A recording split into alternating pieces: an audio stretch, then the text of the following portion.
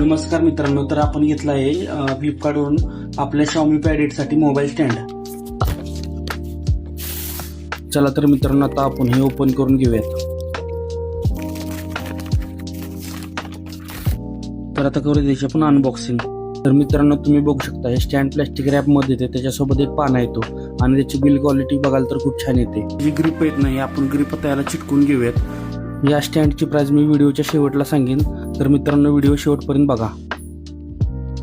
अशा प्रकारचे सर्व ग्रिप चिटकून घेतल्यानंतर पाण्याने स्टँड टाईट करून घेतले.